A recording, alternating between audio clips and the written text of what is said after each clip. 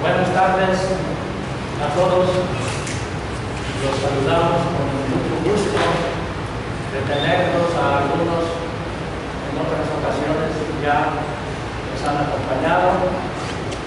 Y en esta ocasión saludamos cordialmente a unos visitantes que vienen de California, entre ellos un maestro investigador, ¿sí?, que desea conocer nuestra historia de esta región.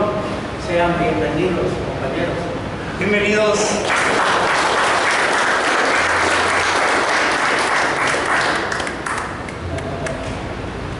Agradecemos en primer lugar a las autoridades municipales y al ICIG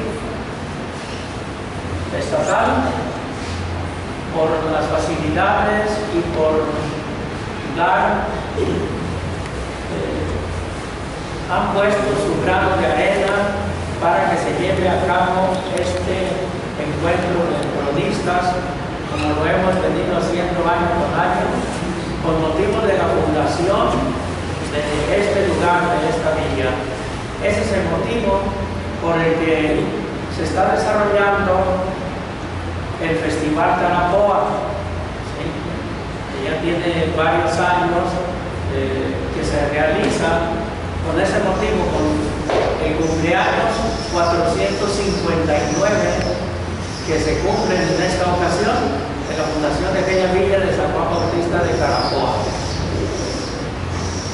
Y con ese motivo es que desde el día 21 hay un programa hasta el día 27, todos estos días, de actividades culturales sobre todo. Se darán cuenta el día de mañana que se iniciará con un acto cívico en el busto a Francisco de Ibarra, el fundador de esta villa. Allí será el homenaje al conquistador, y luego enseguida, cosa curiosa, que se celebre al que conquistó el lugar, y enseguida es el baño de San Juan por la cultura lloreme, por nuestros grupos lloremes de la región que hacen un ceremonial, se lleva el río a San Juan y allá se bañan.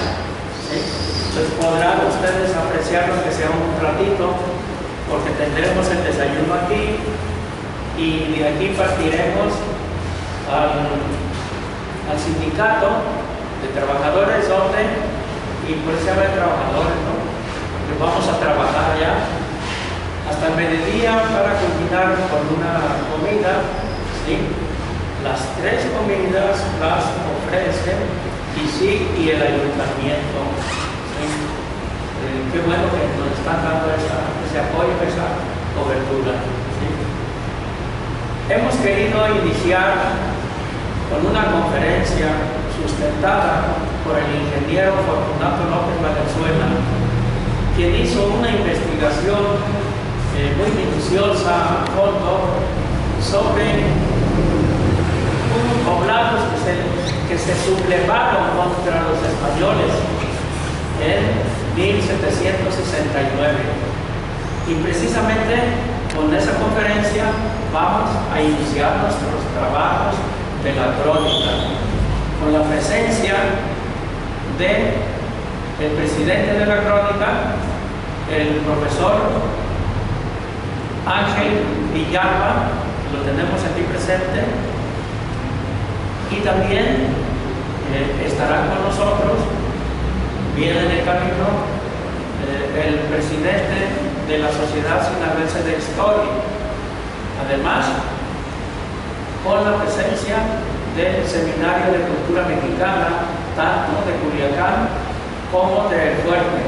Estos organismos somos los que estamos organizando esta actividad. Así que, después de la bienvenida, mis amigos, escuchemos al ingeniero para que nos hable en qué consiste esa sublevación y cuál es el proyecto en sí que se está llevando a cabo en base a esta investigación. Tiene la palabra, ingeniero.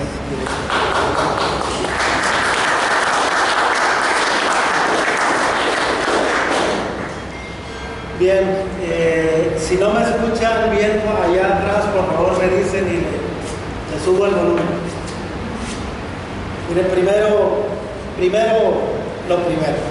agradecer al municipio del Fuerte, al Instituto Sinaloense de Cultura, al maestro Ernesto, al maestro Ángel y a todos los involucrados definitivamente en esta organización, sobre todo por esta oportunidad, nueva oportunidad que me dan, que definitivamente la considero más que especial.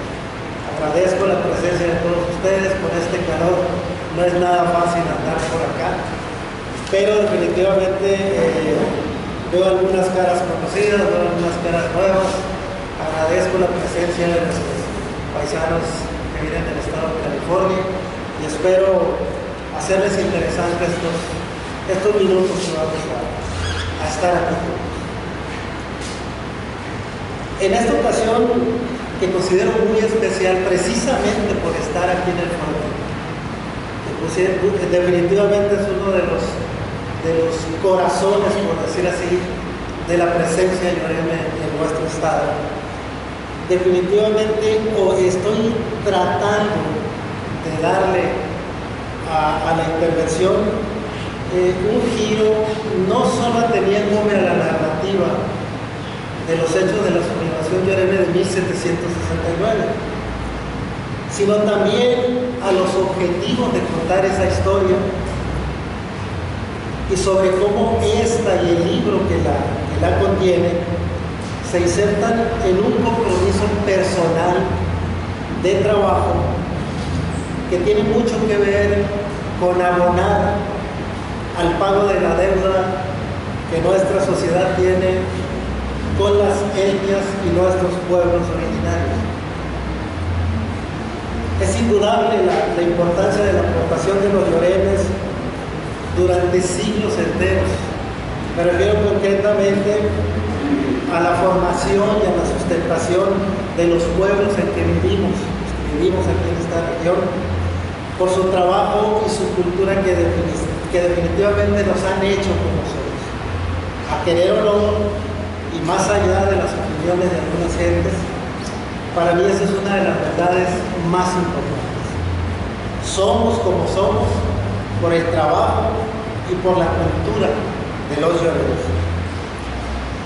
No por nada, precisamente desde el siglo XVI han estado bajo un estado de sometimiento, marginación, discriminación, abandono, miseria, pobreza, que rayan definitivamente en los aspectos más negativos de la vida. Primero provocados por los colonizadores españoles y las autoridades, y a partir de 1821 por los mismos poderosos españoles, criollos y mestizos que por mandato constitucional se convirtieron en ciudadanos mexicanos. Yo no soy el indicado para proponer un proyecto para buscar la forma de sacar a la etnia todos esos rezagos, pero sí me siento suficientemente cerca de ellos como para promover algo que realmente pudiera iniciar al menos su redención. Ese algo al que me refiero es el escaso y humilde trabajo que he podido realizar hasta ahora, ofreciéndolo en el entorno inmediato que como cronista que ustedes me han permitido conformar, para ofrecerlo, para empezar en mi pueblo, en San Miguel Zapotitlán, pero la verdad es que la idea de ese proyecto es hacerlo crecer mucho más allá del pueblo, mucho más allá del municipio y quizá llevarlo hasta el punto de nivel de convertirlo en un proyecto estatal.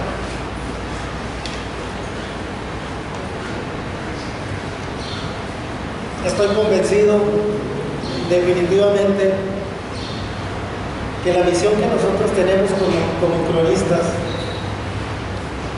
y el deber de velar con seriedad, honestidad y profundidad por el conocimiento y la divulgación de la historia y de las historias de nuestras regiones de origen. Sé que debemos ayudar a crear y recrear la microhistoria de nuestros pueblos y comunidades como el primer paso para conocer con profundidad la verdadera historia que nos compete, la historia que nos da identidad, la historia que inequívocamente nos hace descubrirnos y conocernos como realmente somos. El proyecto tiene esa orientación y estoy seguro que nosotros en este momento podremos contribuir. Hasta ahora es un sueño no realizado construir primero una bibliografía de todo lo que está hecho relativo a la cultura indígena. Después de esa bibliografía, ese sueño se prolonga en el sentido de integrar y de acumular la historiografía. Toda la historiografía que sea posible conseguir. Y el propósito es simple. Todos esos libros, ensayos, propuestas, conferencias, ponencias y todo lo que sea publicado a través de cualquier medio abona, y la idea es conseguirlo y de manera personal empezar por integrarlo a una biblioteca que todavía es proyecto para nuestro pueblo de San Miguel, pero con la idea de ofrecerlo definitivamente a toda la región. Sabemos que la oralidad yoreme de los eventos importantes antiguos se perdió hace mucho tiempo. Sabemos que por su falta de escritura histórica, igual eso nos complica mucho la investigación que podamos hacer. Sabemos de la dificultad del acceso a los repositorios, pero aún así, definitivamente por encima de eso, la idea es vencer esas responsabilidades, y de ese tamaño es la empresa, pero también de ese tamaño es el sueño.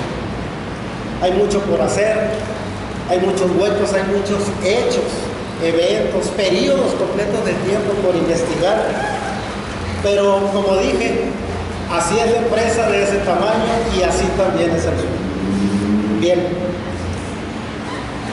el tema que hoy expondré, la sublevación yoreme de 1769 y el libro que la narra, son parte de ese proyecto personal que representan apenas una pequeña y humilde, y esto lo digo muy sinceramente, muy humilde aportación al tema, y son muestra de lo que sin duda alguna todos nosotros podemos hacer. El libro Viento de Junio, la sublevación yoreme de 1769, es una contribución a la construcción de la olvidada historia de nuestra historia local. Es un intento, sí, lo catalogo yo como serio y lo pongo a su disposición con el propósito de hacer justicia a la memoria de quienes por milenios han sido los más importantes protagonistas de la prehistoria y de la historia de nuestra región. Señores, me refiero a nuestros compañeros de leyes. En este libro se narra la historia de una rebelión armada contra la corona española que por sí misma constituye una gesta heroica protagonizada por los yoremes de 6 pueblos de indios de la margen sur del río Fuerte. 6 pueblos orgullosamente yoremes que ustedes seguramente conocen. Me refiero, yendo de la sierra hasta el mar, a Tehueco, Sibiricoa, Charay, Mochicahui, San Miguel, ahora llamado San Miguel Zapotitlán, y Ahora. Este libro, lo repito nuevamente, no es una novela, es un libro de historia real y pura, y que como tal el objetivo es que sea contada. Tenemos como propósito que nuestros jóvenes tengan ya el orgullo de contar una historia nueva que enaltezca esta región. Antes de iniciar la historia, brevemente les contaré el origen y el propósito de este libro. El origen se remonta del orden de 20 años y prácticamente inició cuando sufre de un documento que se ha llamado ya el Manifiesto de los Museos de Cultura Beleña, escrito en 1772, donde se menciona una sublevación llorena sucedido en estas regiones. Después de investigar y de llegar al manuscrito original, prácticamente se fueron en cascada todos los encuentros con publicaciones extraordinarias de historiadores regionales muy connotados. Y después de ellos todavía eso me llevó a toda la serie de documentos de los manuscritos originales del siglo XVIII que son parte de este libro. En la mayoría de los casos están ahí. Solo los que se resultaron muy extensos no los incluyen. Se pudiera decir que, más bien diría yo, es difícil decir que alguna de las fuentes no son importantes, pero sí tengo que descartar que por supuesto fueron los manuscritos originales los que me permitieron construir la historia que aquí se está contando, porque realmente me permitieron darle la estructura que el libro tiene. El propósito del libro originalmente ni libro era, simplemente era querer saber, querer conocer qué había pasado, pero a la hora de ver los documentos, de ver cómo describían hechos sucedidos incluso en mi pueblo natal, por los lloremes que lo habitaron en ese tiempo, definitivamente me fue imposible no llevar ese propósito de solo conocerlo a difundirlo. Y eso es parte, esta ocasión en la que ustedes me están acompañando, es una de las magníficas ocasiones que he tenido de precisamente difundir. No puedo menos que agradecer su presencia, porque el simple hecho de que ustedes estén escuchando esta historia ya la hace diferente. El propósito del libro, a la hora de ver el tamaño de la sublevación, de ver las implicaciones y la importancia histórica que tuvo y tiene, definitivamente se convirtió en reconocer a los lloremes sublevados como héroes regionales y a los pueblos sublevados como sitios de interés histórico nacional. El propósito del libro, en términos personales, definitivamente tiene el propósito de rescatar el olvido todos estos acontecimientos, difundirlos y, como se los he dicho más de una vez, gritarlos de ser necesario. Porque necesitamos lograr ese reconocimiento de esos lloremes y de esos pueblos como héroes regionales, pues sabemos que con ello estamos colocando un ladrillo más en una pared cada vez más destruida y olvidada, en la que se ha convertido la historia nunca contada de los lloremes de nuestra vida. Por supuesto, tenemos también el propósito de arraigar todos estos hechos en nuestros jóvenes para que sean ellos los que la continúen. Para entrar en materia, tenemos que ubicarnos, por supuesto, en el siglo XVIII. Estamos hablando de toda esta región vasta, desde el río Mocorito hasta el río Yaqui,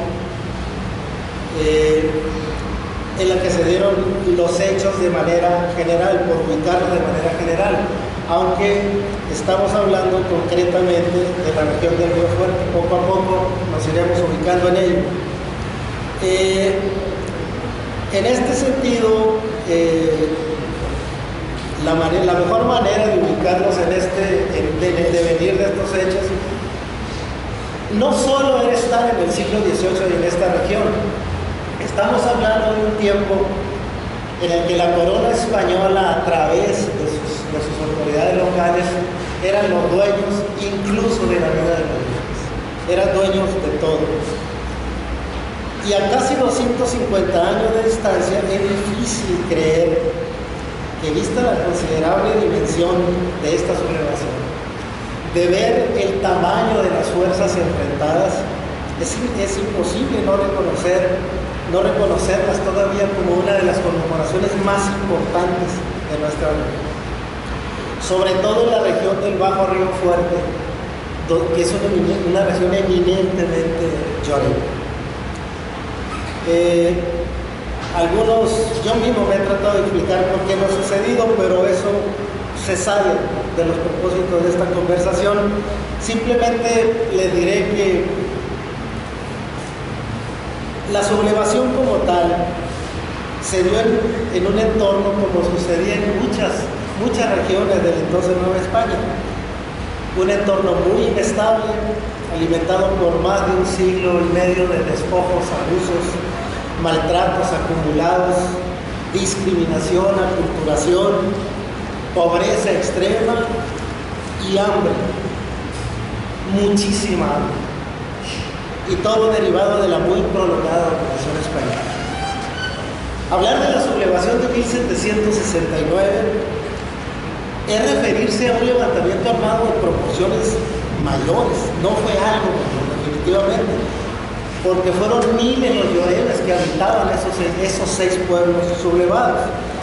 Y no dudaron en tomar las armas contra las cabezas de las autoridades españolas, la presencia del mismo rey puesta en la persona de don José de Galvez, el representante directo de Carlos III, enviado a imponer, a implantar las reformas borbónicas de ese tiempo.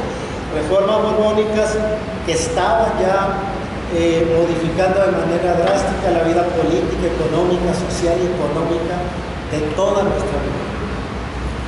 Aparte de la presencia del mismo rey a través de José de Galvez, por supuesto estaba el entonces gobernador de la provincia, don Juan de Pineda, y de manera indirecta, definitivamente la presencia del propio virrey, don Carlos Francisco de Heroles, el Marqués de Mendoza. De ese tamaño fueron las personas que fueron involucrándose poco a poco en este conflicto. Sobre el propósito de la sublevación lloreme es imposible saberlo. Recordemos que la cultura lloreme no ha tenido nunca escritura, y su oralidad, sobre todo la oralidad relativa al propósito de esa sublevación, definitivamente se perdió con la generación sublevada y con las generaciones inmediatas subsecuentes. Incluso los mismos españoles no le atribuyeron absolutamente ninguna credibilidad. Para ellos la denostaron en todos los sentidos posibles, pero definitivamente es fácil imaginar y entender que las verdaderas razones de esta sublevación y de prácticamente todas las sublevaciones indígenas tenían los mismos orígenes: el odio, el rencor, un verdadero rencor acumulado hacia lo español por más de 160 años de agravios. Parece mentira que todavía algunos lloremes viejos se refieran a esto de una manera que duele. A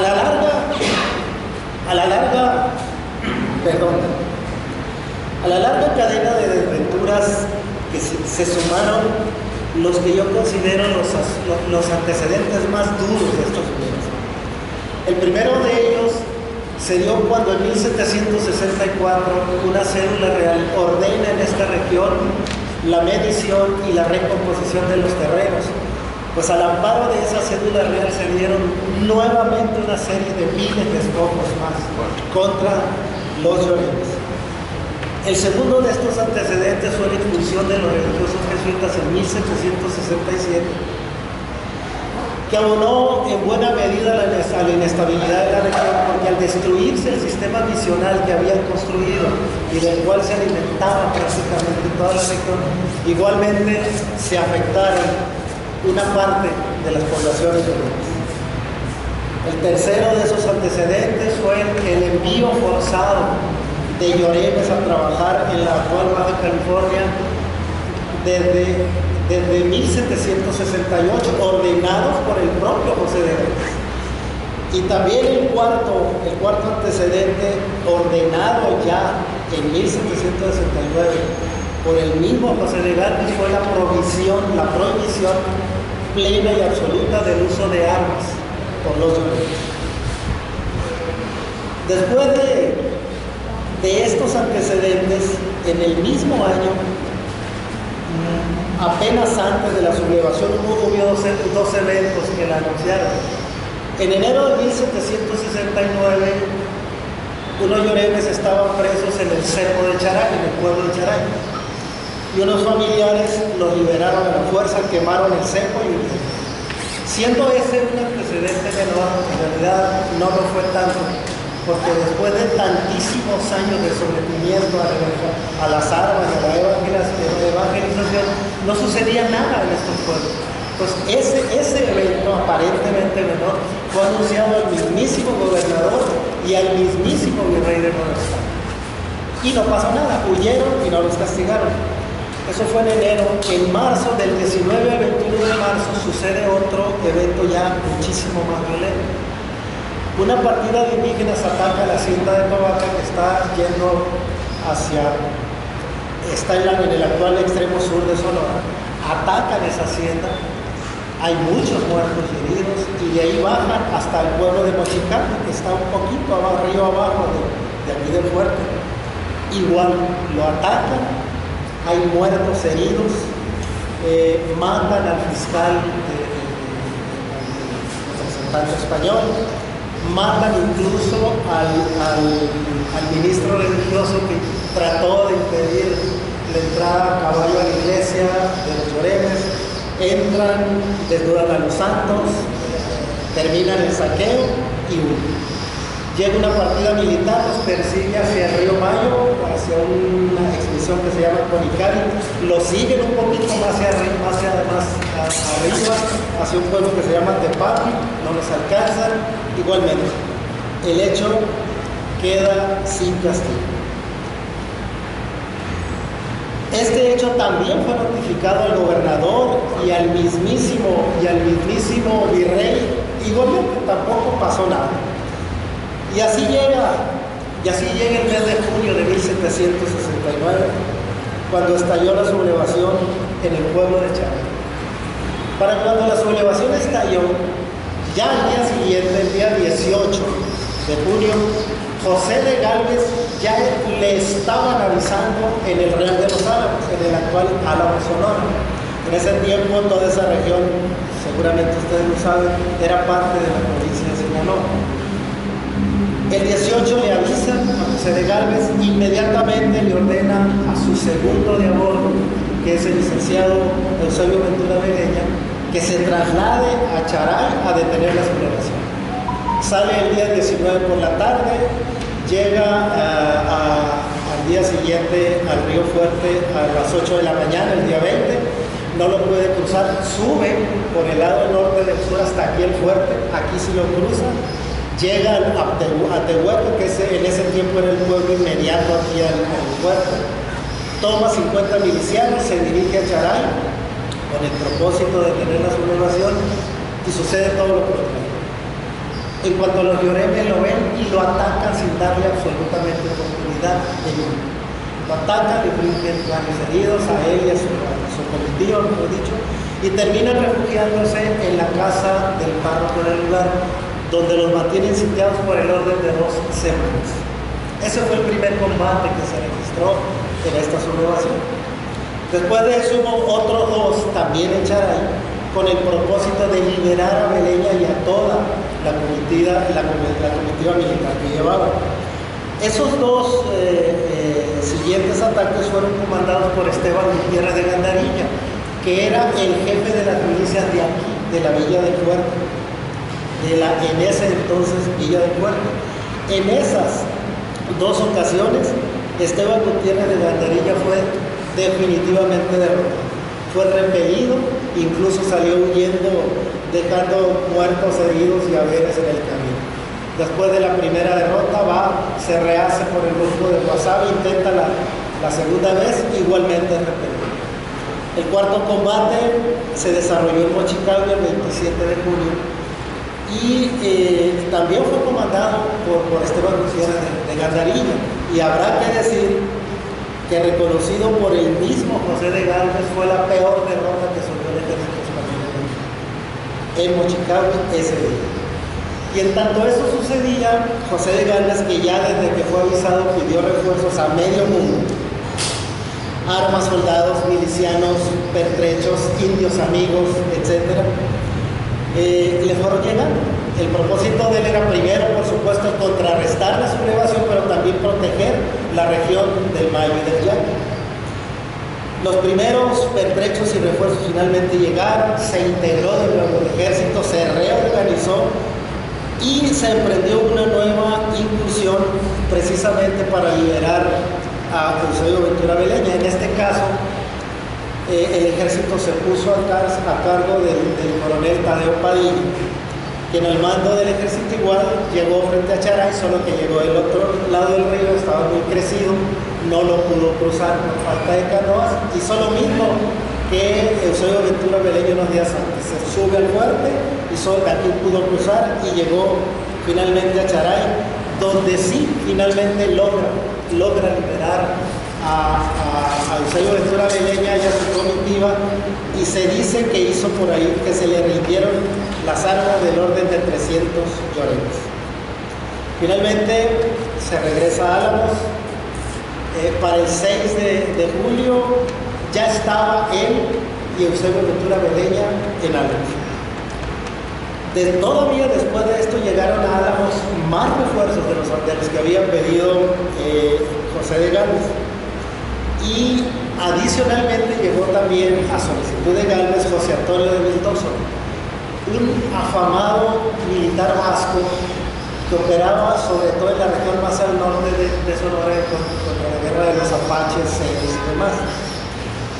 Llegó a Álamos a solicitud de Galvez, pero también llegó el sargento mayor don Matías de Arbona, apenas nombrado gobernador de California, que buscaba a José de Galvez precisamente para consultarle sobre las funciones del puesto recién adquirido. Con ellos y con los refuerzos adicionales se reorganiza el ejército por tercera vez, y en esta vez la base precisamente es la fuerza, los soldados veteranos españoles, adicionales a todas las milicias acumuladas de la región, y los indios amigos, que en este caso fueron conformados por 290 yaquis, 36 sinaloas y 36 mayos y 46 sinaloas. Y con ellos se parte hacia el Río Fuerte el día 7 de julio al mando precisamente de Arbona y de Vildósola. En este caso, en lo que les acabo de comentar, habrán notado la presencia del orden de 350 o más indígenas, y lo quiero hacer notar porque de nueva cuenta los hicieron pelear de nueva cuenta a indígenas contra indígenas. El 7 de julio finalmente pues salieron a lo que fueron los combates finales del enfrentamiento, de este levantamiento. Se sabe con certeza que para el 6 de julio el pueblo de San Miguel y el pueblo de Mochicabe estaban rebeldes.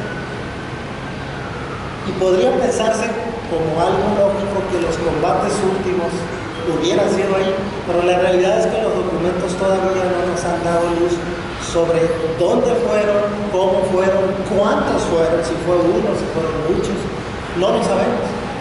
De repente, los documentos, específicamente las cartas que escribe José de Galvez, anuncian el triunfo de las armas españolas sobre los choreros. Y así dando un salto a los documentos, no hay descripción de esos últimos combates. Esta sublevación, por supuesto, sin ninguna nueva derrota indígena, era cuestión simple y sencillamente de tiempo, la diferencia tecnológica, el orden militar, la formación militar del ejército español. Definitivamente yo creo que no tenía parangón en el mundo, salvo en 1 o 2 países en ese tiempo. Definitivamente la derrota llegó y con ella llegaron los apresamientos lloreros, entre los cuales están 38 de ellos cuyos nombres se consignan en los documentos consultados. Debo decir que esta investigación afortunadamente no se refirió solo a cuestiones de tipo general, de hablar de sublevación X y hechos generales, sino que en este caso se pudieron constatar los nombres de 38 lloremes que fueron acusados de liderar esta sublevación. Y después de las aprehensiones, tengo que decir que de acuerdo a los documentos consultados, fueron enjuiciados en ausencia, en un juicio que resultó ser no del orden ordinario, ni siquiera sumario, fue sumarísimo. José de Gálvez los condenó en Álamos, a 100 kilómetros de distancia de aquí. Los lloremes, cada uno de esos 38 lloremes fue apresado y dejado preso en sus pueblos de origen y condenados a distancia. Se dice incluso que hubo declaraciones tomadas a los lloremes por las huestes de don Matías de Arjona, cosa que al parecer por lo menos uno de los entonces colaboradores de José de Gálvez lo niega. Pero en fin, la realidad es que no hemos encontrado ningún documento de esos. La realidad es que esos 38 lloremes fueron acusados de líderes 21 y 17 como cómplices de ese levantamiento armado. 13 fueron de San Miguel, 12 de Mochicahui, 5 de Ahome, 3 de Charay, 3 de Sibirijoa y 2 de Tehuel. Y de todos estos apresamientos vale la pena destacar 3, que son los más importantes. 1, la presencia de una mujer lloreme del pueblo de Ahome llamada Ambrosia Nicolasa Ubamea. Esto lo hago notar precisamente por ser mujer, y no porque no pudieran. Las mujeres simplemente pueden hacer todo, pero me imagino en ese tiempo, a tantos años de distancia, el papel, imagínense el papel real de la mujer y estar metida en un asunto así.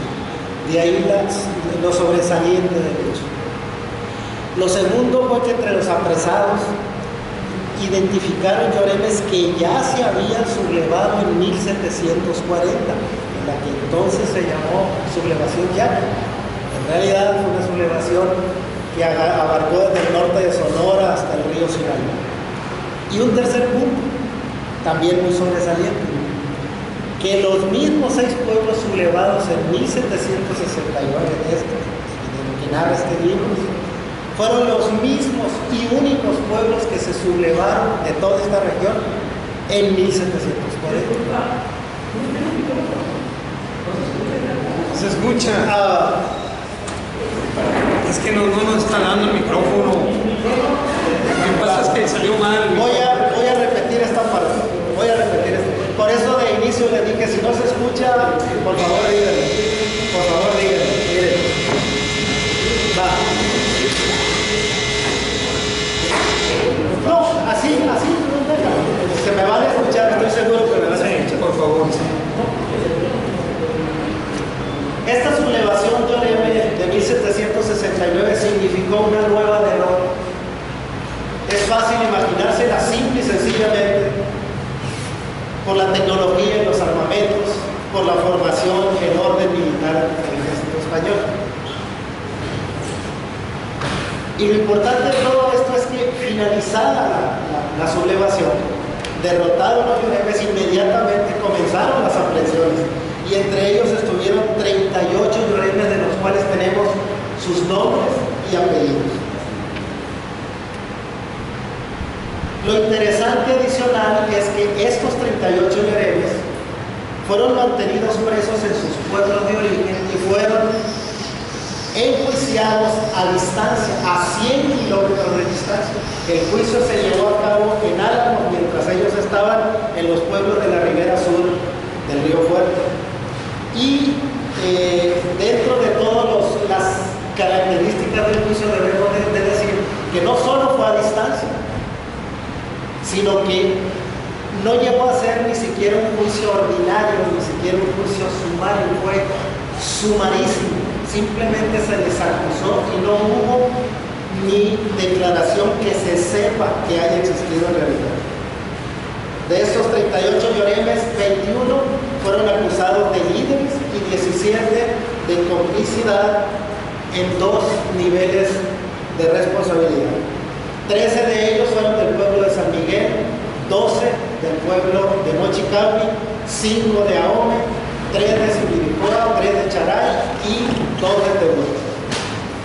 Lo que destacaba cuando me dijeron que no se oía es esto. De las apariciones destaca que entre los 38 lloremes estaba una mujer llorema llamada Ambrosia Nicolasa Ubamea.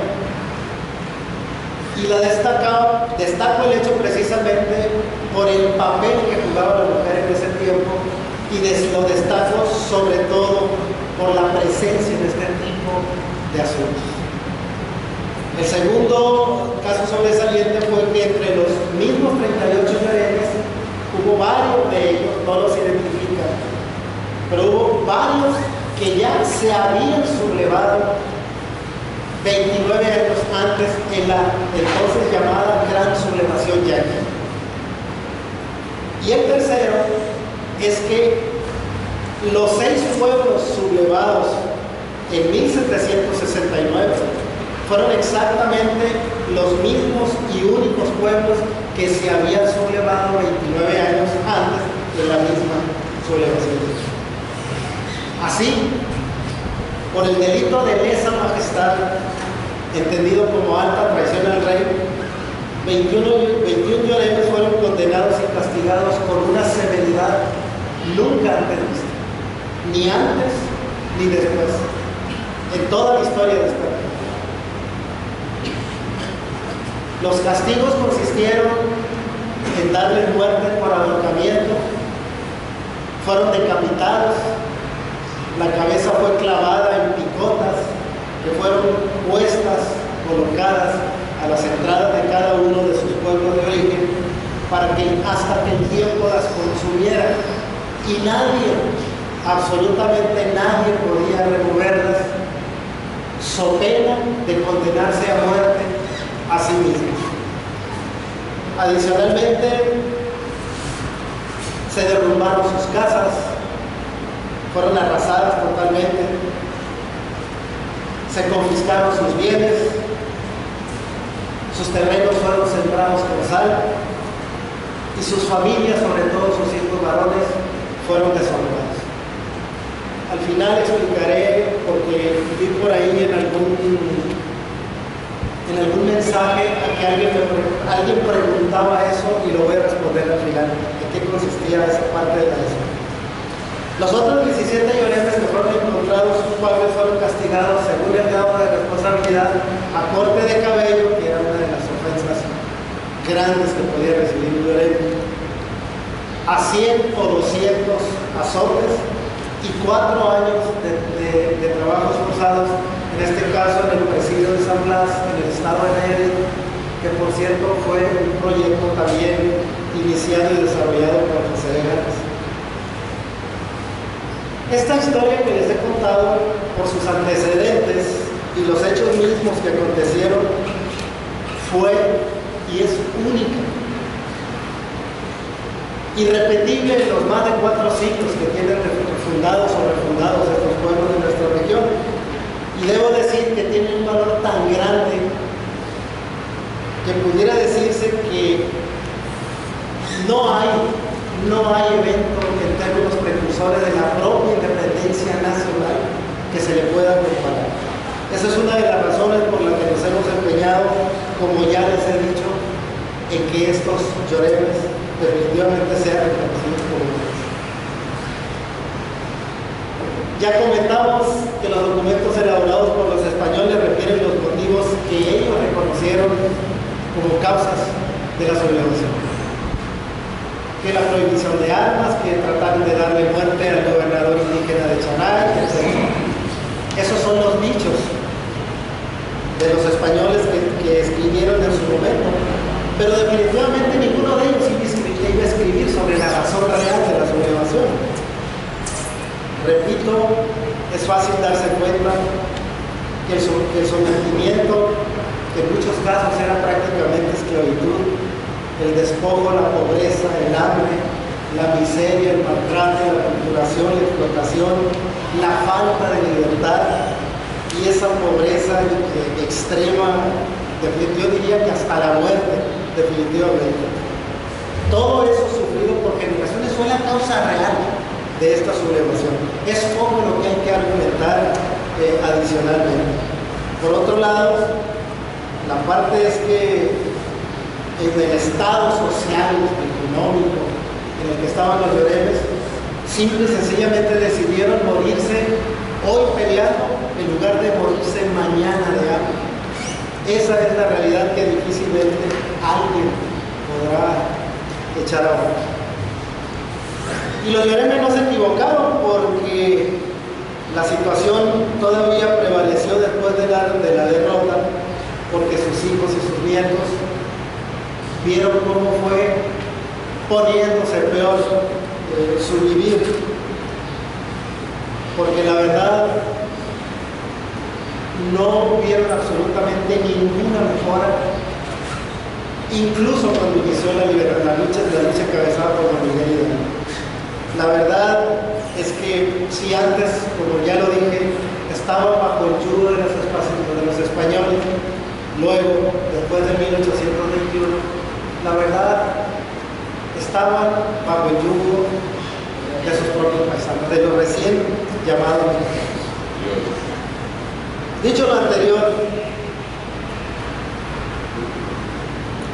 les pido de favor, les ruego ponerse de pie para honrar como héroes a los lloremes sublevados de 1769, dándoles a conocer los nombres de los 38 lloremes líderes de la sublevación, aclarándoles una cosa. Por ahora escucharán algunos nombres y apellidos deformados por el desconocimiento de la lengua llorema por parte de los españoles que llevaron a cabo el curso. Es de verdad, estando aquí en el fuerte, es un honor ser el primero en mencionar estos nombres, porque este lugar definitivamente se convirtió en una bandera para el propósito que tenemos con este día. Los héroes del pueblo de San Miguel fueron 13 lloremes sanmiguelenses. 8 de ellos fueron sentenciados a la pena capital y 5 a castigos menores. Los sentenciados a muerte: Basilio Clomacho, Joseph Cahuichuaranate, Santiago Chichiumea, Pedro Urías, Juan Joseph Ubiriceba, Santiago Ubiriceba, Andrés Bainore Chuchulero y Francisco Oposavila. Los sentenciados a 4 años de presidio, 200 azotes y corte de cabello: Juan Diego Ubamea, Salvador Bacasea, Ambrosio Nicolás Ubamea, Juan Diego Ambamea y Santiago Isabel. Si alguno de ustedes, sobre todo los que residen aquí, tienen un apellido de este tipo, deberían de sentirse orgullosos. Los héroes del pueblo de Mochicago fueron 12, 5 sentenciados a la pena capital y 7 castigos menores. Los sentenciados a muerte: Joseph Lobola, Pedro Flaco, Juan Gojo, Calixto y su hijo Lorenzo. Los sentenciados a 4 años de presidio, 200 azotes y corte de cabello: Lucas el Maestro, Ignacio Belaboqui, Francisco Mulato, Ignacio Jorahuicovi y su hermano Javier, Salvador Jurius y Andrés Santiago Tau. Del pueblo de Ahome, 3 de ellos fueron sentenciados a la pena capital y 2 a castigos menores. Los sentenciados a muerte: Juan Joy, alias Yoriguachín, Diego Cholgualay y Agustín Zapatero. Los sentenciados a 100 azotes y corte de cabello. Aquí está lo que cayó él. Aguantó, supongo, 100 azotes después del corte de cabello. Ambrosia Nicolasa Guamera y Vicente Bartolomé. De Charay, 2 fueron sentenciados a la pena capital: Joseph Oporosi y Andrés Cordona. El sentenciado a 4 años de presidio, 200 azotes y corte de cabello, Miguel Becori.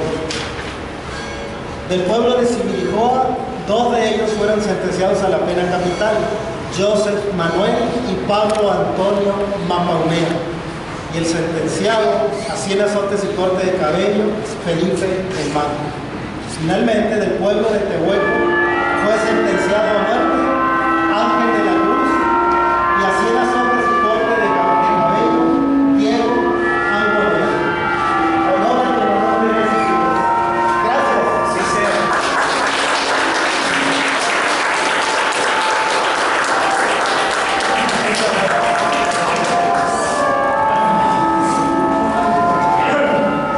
Un breve espacio para algunas preguntas después de la campana. Sí, no. Es una donación, tiene razón. Hay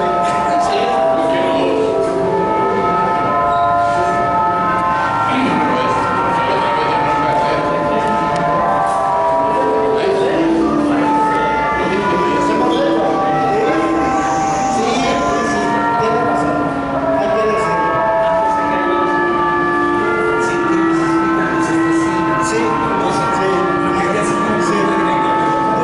Sí, ahorita lo vemos de eso, no te preocupes.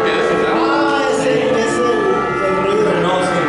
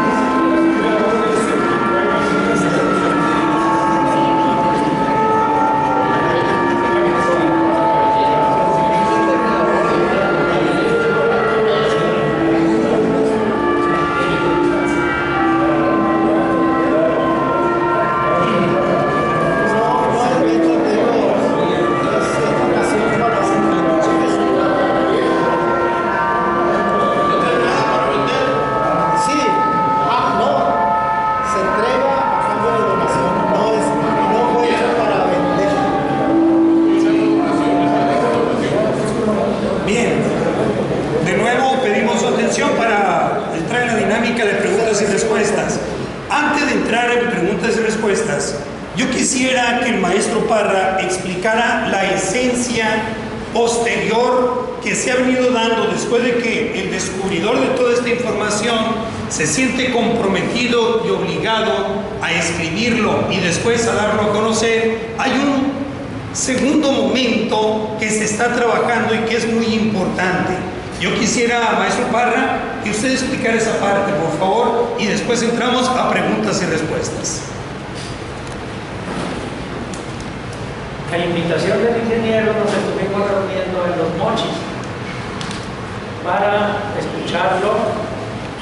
Nos obsequió el libro, lo estudiamos y estuvimos de acuerdo en el proyecto que nos presentó, que es el de solicitar a los presidentes municipales, tanto de Ahome como del Fuerte, en que estos pueblos se nombren pueblos heroicos y que la fecha de la celebración del 17 de junio sea considerada como un día festivo dentro del calendario cívico de los dos municipios. Eso es el proyecto. De inmediato nos unimos, tanto los compañeros de la Comisco de Los Mochis los cronistas del municipio y de Choris, y empezamos a trabajar, presentar el libro en los diferentes lugares. Se hizo la solicitud a los ayuntamientos, el del Fuerte de inmediato lo tomó, ¿sí? Se le dio una amplia explicación en una reunión en Mochicagua que tuvimos, y allí se comprometió a que iba a sacarlo por decreto en Cabildo, y así sucedió. El día 8 de este mes, en Cabildo se presentó la propuesta, ya la Comisión de Asuntos Indígenas dictaminó que se aceptaba y se aceptó por unanimidad de todos los regidores. Así que ya está aceptado en Cabildo en que se nombren pueblos heroicos y la fecha como una fecha del calendario cívico del municipio. Y se está trabajando en unión con el diputado Martín Vega para el Congreso, para que se decrete en el Estado, ¿sí? Ya está allá en la Comisión también, se está trabajando en ello, parece ser que próximamente ya se expondrá a toda la Asamblea para que se decrete también a nivel Estado. Entonces está trabajando en todos esos aspectos y reiniciando las clases iremos a las escuelas porque nos interesa que en las escuelas se conozcan estos personajes, ¿no? Esta fecha. Entonces vamos a trabajar a ir a todas las escuelas, a las instituciones. Ya se empezó con ese trabajo.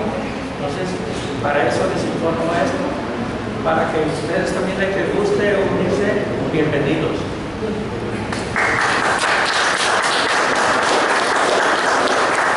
Nos ha solicitado la palabra el maestro Javier y el maestro Julio, el maestro Padilla.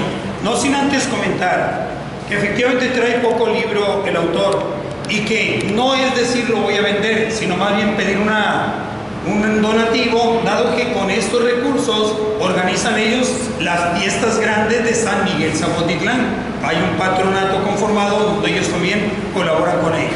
Tiene la palabra maestro Javier. Muchas gracias. Antes que nada, ingeniero, te quiero felicitar. Hacer una investigación así debe costar mucho trabajo. Te felicito por tu posición, estuvo excelente. Ojalá hubiera tenido un micrófono para que no te esforzaras tanto. Yo siempre tengo mucha experiencia en reuniones, toda mi vida he asistido a reuniones, hace 40 o 50 años. Y siempre que llego, veo que hay micrófono. Cuando no hay micrófono, me agüito un poco porque sé que el esfuerzo va a ser para el expositor, sí. Pero además porque soy muy solo y me cuesta mucho trabajo entender muchas cosas. Pero tu conferencia estuvo excelente. Tu trabajo es excelente. Yo te tengo una pregunta. A ver, ya que has investigado tanto, ¿no has encontrado de pura casualidad escritos de indígenas, de lloremes, que ya para esa fecha, 1769, ya había mucha gente que sabía leer y escribir, o sea, tenían ya 2 siglos de recibir instrucción religiosa, instrucción académica, inclusive en las escuelas? No se encontró ningún texto de algún indígena o textos de indígenas sobre los hechos, ¿no? La respuesta es no, y lo que vengo a decir, lo que yo creo, el por qué. Como les dije, el indígena nunca ni tiene escritura. Hasta muy recientemente los que están conectados con esto crearon la gramática yoreme y se empieza a escribir en yoreme. Es muy reciente. Si te refieres a no, te preguntan como los yoremes culturizados que escribieron. El único caso que yo conozco y tiene que ver más con la etapa de Bachomo, que incluso el maestro Ochoa, Chuti, nos hizo saber en uno de sus libros de Bachomo que había prácticamente como un plan escrito en yoreme. que lo escribieron, no sé, la familia de los Robles, de los Robles, de los viejos, que anduvieron directamente con Bachón. Pero desgraciadamente lo busqué aquí, lo busqué con Salvador Robles, que fue diputado, lo busqué en México. Es el único documento que es sabido, lo he hecho, y no lo es el único. Esa es mi respuesta. Perdón, pero la gramática, uno de los sacerdotes jesuitas que escribieron, hizo una gramática clarita, y el español se daba, era bilingüe, te enseñaban los jesuitas. Entonces, sí había cierta gramática que era por las normas de la gramática latina. Sí, pero No era una gramática lloreme propiamente, era para el uso exclusivo de los misioneros. y para enseñar a leer inglés. Sí, no, que se sepa, no, ningún lloreme ha logrado transculturizarse a ese modo. Bueno, por lo menos en esos tiempos. No se logrado transculturizarse. Muchas gracias. Maestro Julio tiene la palabra enseguida el doctor Padilla. Felicitar al ingeniero en primer término, entendí muy bien su exposición, su tema, y pues los conquistadores, los encomenderos tenían fundamentalmente dos funciones. En primer lugar, hacerse dueños, ¿no?, de muchos pueblos indígenas para hacerlos tributar, pero por otro lado también convertirlos a la religión católica, cristianizarlos, y cosa que nunca hicieron, nunca los protegieron. Ahí la pregunta es el papel que juega la Iglesia Católica. El papel que juega Si entró a la defensa de los indígenas, no encontró nada. No. Esta sublevación sucedió 2 años después de que los jesuitas ya habían sido expulsados, y los que habían ocupado sus puestos eran párrocos, puras párrocos, incluso seculares totalmente, para empezar pagados por la corona española. O sea, ese fue el primer punto. Y si la corona española era la que estaba precisamente en oposición a los lloremes, difícilmente los curas párrocos o los altos jerarcas de la iglesia de ese tiempo iban a intervenir. No hay ningún testimonio, ningún registro de que la iglesia haya metido una mano o un dedo. Definitivamente no. Tiene la palabra el doctor Padilla, enseguida el doctor Carlos y posteriormente Ernesto Padilla. En principio, felicitarles por el libro y por la participación. Es una pregunta muy sencilla. Ahorita que comenta Ernesto Parra esta iniciativa que están llevando a Cabildo, no han visto la posibilidad de involucrar a toda la comunidad indígena, además de la comisión indígena del ayuntamiento, pues, porque yo creo que son los indígenas los que deben de enarbolar porque es parte de su problema, pues su historia. Porque si ustedes andan enarbolando esto y ellos están al margen, como que no hay una... Definitivamente sí. De hecho, el diputado Martín Vega es el único representante indígena y el lloreme que está en el Estado. Es diputado por esta región ante el Congreso. Ese es el primer punto. Pero precisamente entendiendo que todo asunto relacionado con los pueblos originarios tiene que ser consultado con ellos. Definitivamente esa parte ya la empezamos a trabajar. Primero, bueno, a título personal, en mi pueblo pues, tengo bastantes amigos lloremes y al que veo con el platico, por supuesto de esto no sabían absolutamente nada. Pero en los términos específicos ya de lo que ordena la Organización Internacional del Trabajo en su artículo 169, está prácticamente incorporado a las constituciones de muchos países del mundo, entre ellos México, que obliga a esa persona. El comentario del diputado Martín Vega fue hacernos acompañar, en este caso,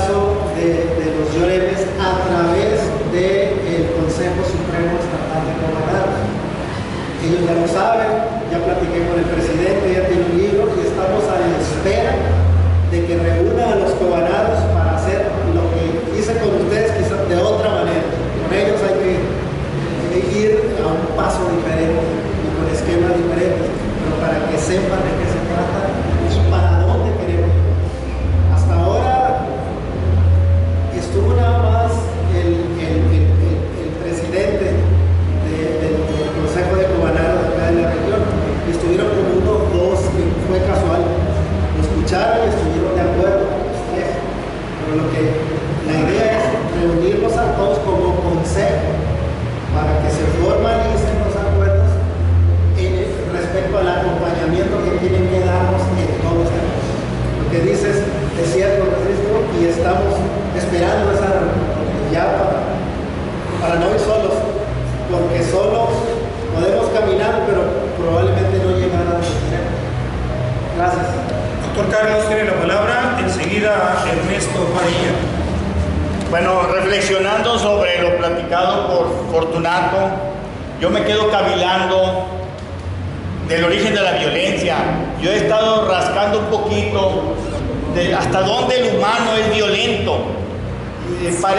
Hay vestigios de que los yoremes, de que los indígenas tienen un grado de violencia también previo a la europeización, como se diga, de nuestra cultura, ¿verdad? Venida del viejo continente. Pero lo que me es muy claro es la violencia ejercida por Europa hacia los demás continentes o hacia el cono sur, así llamado.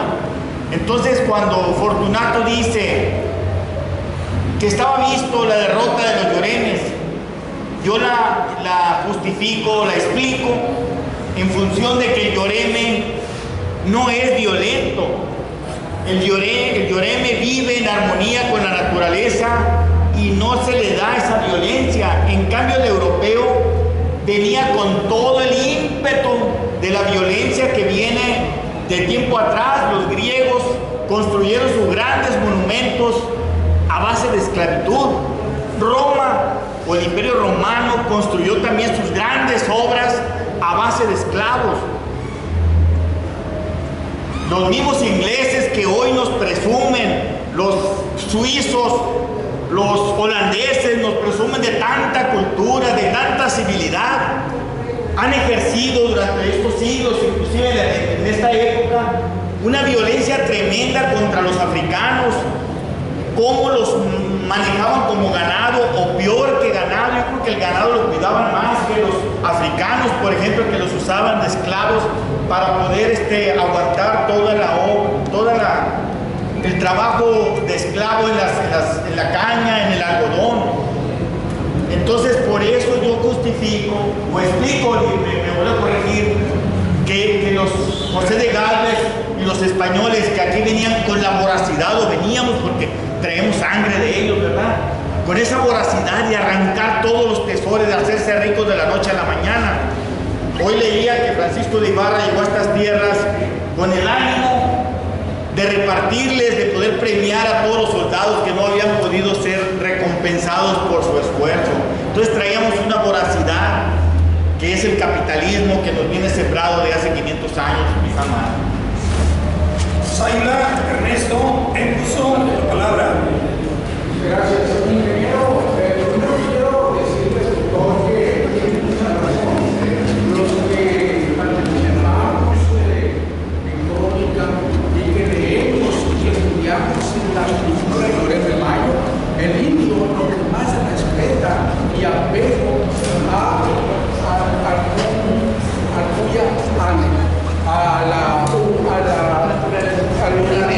a la naturaleza. Él le baila a la naturaleza a través de la danza del venado, a través de los pascolas. Son ceremoniales sagrados que nosotros no entendemos, porque lo que menos respetamos es la naturaleza. Yo quiero preguntarle al ingeniero, si antes el yoreme era callita, ¿en qué momento se dio esa transición que ellos no quieren ni reconocen ser de origen callita? Ellos son yoremes y no aceptan ser callitas. Ahora, estoy oyendo ya que hay una aportación de los cobanaros y sus organismos apoyando esta propuesta. Yo pregunto, ¿esta nace de los lloremes o es del Yori? De hacer estos reconocimientos a él y nombrar héroes a quienes murieron hace 2 o 3 siglos. Esa es mi pregunta, muchas gracias. Decir las dos cosas. La primera, nunca se ha reconocido ni se van a reconocer como caicas o caicas. Ellos son lloremes y solo así se reconocen. Ahora, ¿desde cuándo? Ellos desde siempre. El caica más bien es un academismo que fue creándose a partir de que los investigadores empezaron tenían que llamarle de alguna manera. No, puede haber variantes en esta explicación que le doy, pero no creo que muchas. Ahora, la otra, su pregunta, ¿de quién es la iniciativa? Definitivamente la iniciativa de origen no es Lloreme. Empecé yo porque yo crecí en un pueblo Lloreme. Yo no tengo apellido Lloremes, no estoy educado como Lloreme, pero eso no quiere decir que no tenga sangre Lloreme. ¿Dónde se perdió, dónde se cortó el cordón umbilical que me ataba a los apellidos Lloremes? No sé en qué generación, ni idea tengo. Pero basta verlos y basta ver lo que hacen para sentirlo. Para mí, esa es razón suficiente. La otra, la que realmente me impulsó. Los propios Lloremes no saben de esto, lo perdieron, absolutamente lo perdieron. Y ellos mismos, sobre todo el presidente, del Consejo Supremo de Cobanaros, me dijo que ellos, por lo menos hasta ahora, no tienen la capacidad de hacer investigaciones, no saben ni cómo, pero que es algo que reconoce que es absolutamente necesario, que necesitan ayuda para eso. Como iniciativa en términos de quién inició, sí, no es Lloreme, pero la idea, como le explicaba precisamente aquí a Francisco, es esa, que ellos sean los que nos acompañen en este intento, que ellos nos acompañen, no ir solos, porque, repito, solos podemos caminar, pero quizá no llegar a donde queremos. Esa es la dos cosas. Maestro Iván, tiene usted la palabra.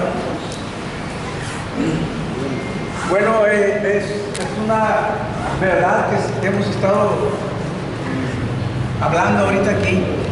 La discriminación, la xenofobia, todo lo que han sufrido nuestros pueblos originales a través de la historia, y vamos a hablar desde la conquista hasta nuestros días, porque no podemos decir que nos hemos aliviado de esa enfermedad. Ya lo dijo Carlos, es algo que se ha venido padeciendo. Una pregunta concreta, Renato. En estos momentos hay una celebración en Los Mochis por el aniversario de la ciudad. Hay dos corrientes de pensamiento ahí que están muy enconadas. Los que quieren darle todo el mérito a Johnston y dicen que fundó la ciudad en 1903, y los que decimos que con eso pretenden borrar la historia de los pueblos originarios que ya estaban ahí, mucho antes de que llegara inclusive Owen. Estamos hablando, entonces la pregunta es, ¿tú crees que este tipo de manifestaciones sea algo que tiene que ver con toda esta discriminación, invisibilización de los pueblos originarios, de las etnias? Esa es específicamente la pregunta. No dudo que pudiera estar conectado. Difícilmente podría dar una opinión así que pudiera cubrir todos los espacios de la pregunta, pero no dudaría yo que sí pudieran estar implícitos por ahí algunas reacciones de ese tipo, de rechazo, a lo mejor nosotros somos más americanos que Lloremes o qué sé yo, no lo sé. Sí tendría que decir que he sentido más de una vez, incluso en carne propia, ese rechazo, en más de una situación, aquí y en otros lugares.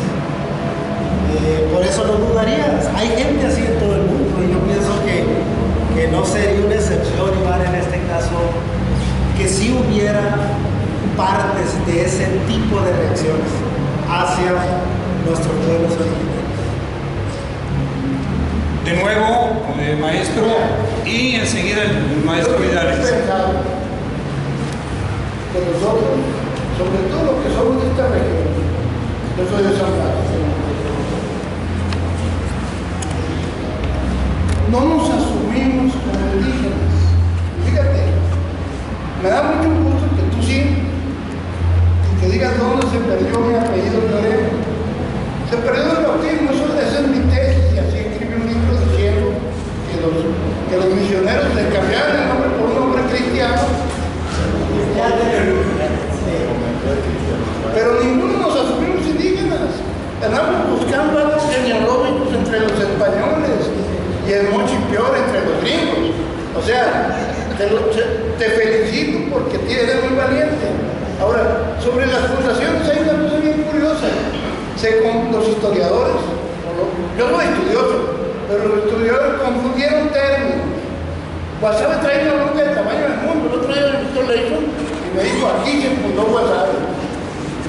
Y me enseñó los estudios arqueológicos, de dónde, paralelos, no sé qué. Bueno, resulta de que la confusión que existe es cuando se hizo la reducción por lo que ahorita es el pueblo, porque eran cementeras, y se hizo un acto de fundación, como sucedió en Guasave,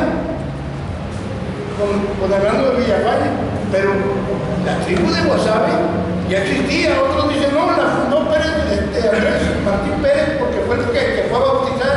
No, señores, la tribu de Guasave es de las pocas que conservaron sus nombres como pueblo y como tribu.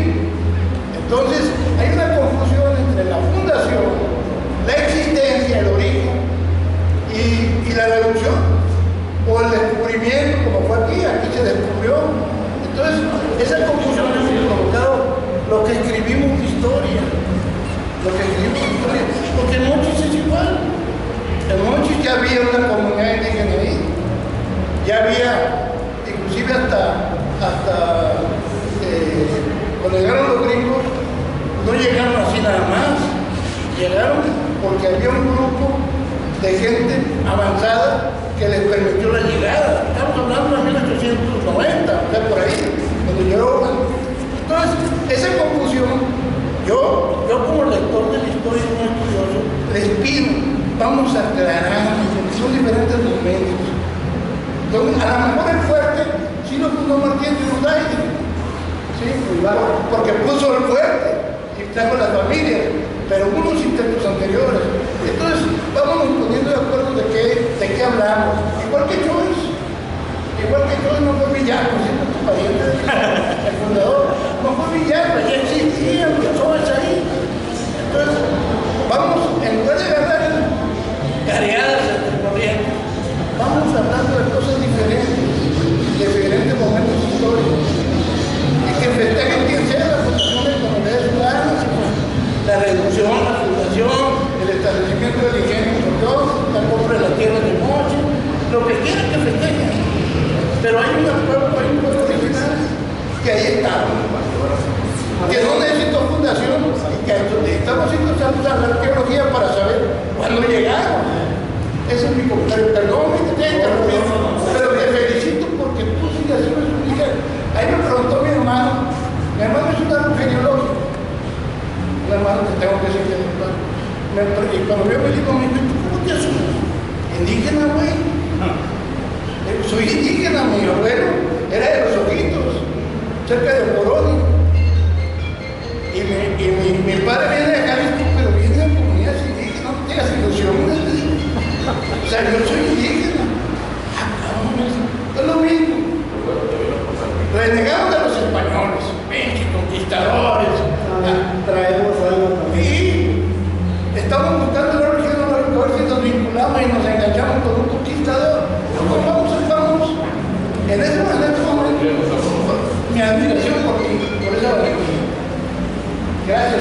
me disculpen, porque ahora que ya hablamos 2 veces. No, maestro, al contrario, este es el mejor momento para aprender todos. Maestro Vidales, tiene usted la palabra. Tienes un buen trabajo, contrato. Todas las investigaciones que se hagan nos ayudan a entender. Cada investigación es una aportación que vamos a asemejar con las piezas de un rompecabezas, unas más grandes, otras más chicas, que nos ayudan a ir formando esa gran imagen de lo que es nuestra historia. Yo pienso que una consecuencia natural de la expulsión de los jesuitas fue la transformación del modo de vida de las comunidades indígenas que vivían bajo Pampaca. Perdieron su manera de ganarse la vida. Vaya, se descuidó la forma como vivían. Y entonces vino ese desajuste social, económico y social, y dio como consecuencia esa rebelión. Una rebelión que podemos considerar consecuencia inmediata de una de las reformas borbónicas. Segundo, ¿qué nos pasa? Queremos empezar a explicar las cosas a partir de una fecha. O sea, se nos olvida que esta sociedad evoluciona. Nosotros nacimos un día, yo nací el 9 de agosto de 1950, pero mi vida va para atrás. Mi vida en la panza de mi madre, porque tuve vida ahí, ¿sí? Es una parte de mi vida. Entonces queremos explicar muchas veces a partir de un momento, de una fundación, de un suceso, y que de ahí para adelante las cosas van a desarrollarse.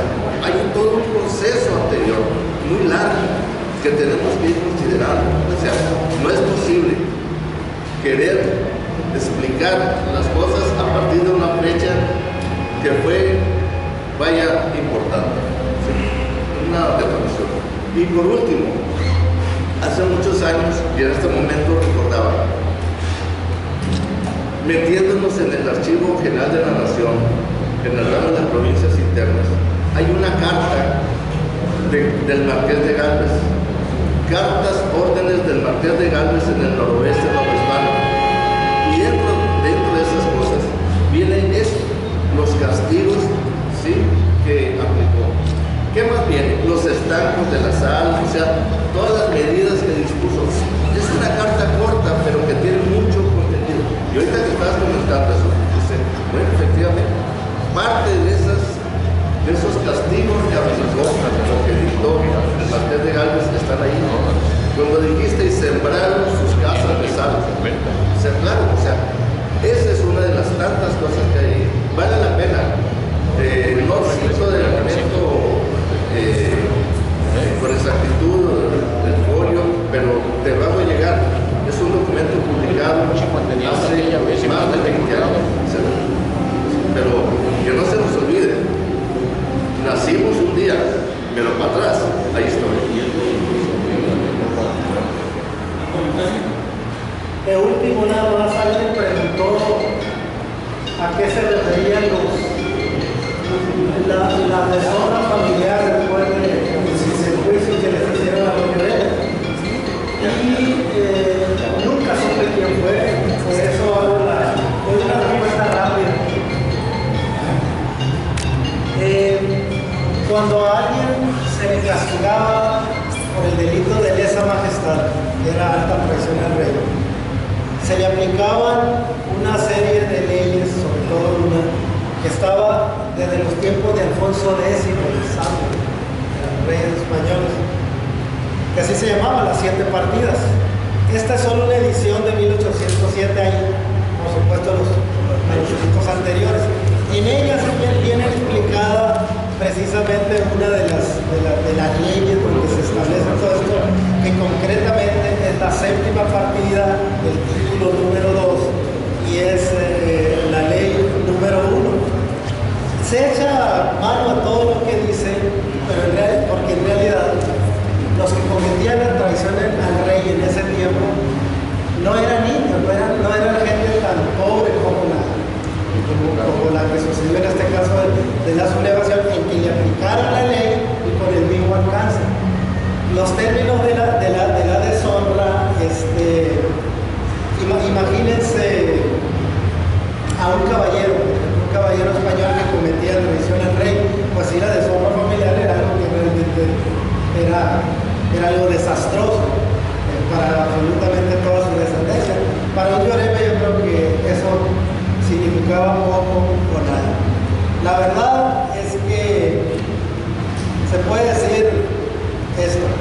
La ley de partida, concretamente la séptima en el título 2 y la ley 1, se señala el delito de lesa majestad y todo lo que implique, y todas las formas en las que se traicionaba al rey eran merecedoras de la muerte. Y todo lo demás que ya les dije, ya arrasaban las casas, sembraban terrenos gonzales, etcétera, etcétera. Pero luego decían, bueno, debe morir por ello. Voy a tratar de leerla en castellano actual, porque está escrito en castellano un poquito pasado. Y todos sus bienes deben de ser de la cámara del rey, sacando la dote de su mujer. Y demás, todos sus hijos que sean varones deben fincar por infamados para siempre, de manera que nunca puedan haber honra de caballería ni de dignidad de oficio. Entre un montón de cosas más que especifican así mucho esta séptima partida de esa ley. Para el Lloreme, eso yo creo que debió significar un poco, salvo quizá afectarlo en un trabajo que ya ni tenía. Era donde más afectado podía haber salido, pero ni eso había. Era una explicación que yo debía. Es muy sucinta, ¿no? Pero si alguien requiere algo más, aquí está a disposición. Es en reconocimiento, un aplauso.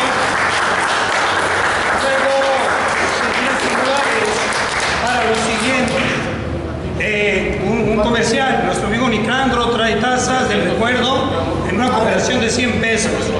La última pregunta es para nuestro amigo Ernesto Parra. Y avisos parroquiales. La pregunta es: este lugar que estamos aquí, ¿qué historia tiene? De manera muy breve. Y al final, los avisos parroquiales. Tiene usted la palabra. ¿Qué quieres que haga?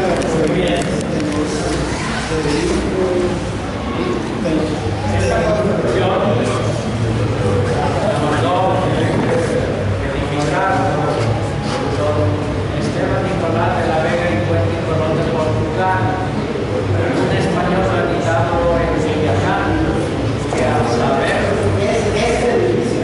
Sí. Ernesto. ¿Más? Ok. No sé. ¿O hacer? Sí, es que ya vamos a parar esto, pero quiero que... Decía, se mandó a construir edificios donde Esteban Nicolás de la Vega y Puente sobre Portugal. Por lo tanto, era descendiente de Cristóbal Colón en la 11ª generación. Pero con los estudios que han hecho sobre el estilo arquitectónico, afirman los arquitectos que esta casa con fines religiosos tiene las características de una iglesia jesuita por su manera de construir. Yo no he encontrado ningún libro que hable de diga que fue algo religioso. Lo único que se menciona es que el constructor era devoto de Jesús, de los jesuitas, ¿sí? Que por esa razón puso las claves y puso el estilo de esta manera. La familia llegó a menos, el edificio fue pasando de mano en mano hasta que ya no pudo sostenerse la familia y lo empeñaron, lo perdieron. El ayuntamiento se hizo de él y lo transformó en cárcel. Era la cárcel municipal. Y cuando se hizo la remodelación de la plaza y del Palacio Municipal en 1981, se saca la cárcel de aquí y se construye la Casa de la Cultura, que es precisamente como quedó ahora actualmente. ¿Sí? La segunda, avisos parroquiales. Avisos, amigos. A partir de este momento ustedes van a tener libre este tiempo hasta las 8. A las 8 es la cena aquí mismo, para que vayan y hagan hambre. Sí. Y ya se vienen, aquí los esperamos a esa hora. Y aquí ya les diremos el proceso del día de mañana, ¿de acuerdo? Órale.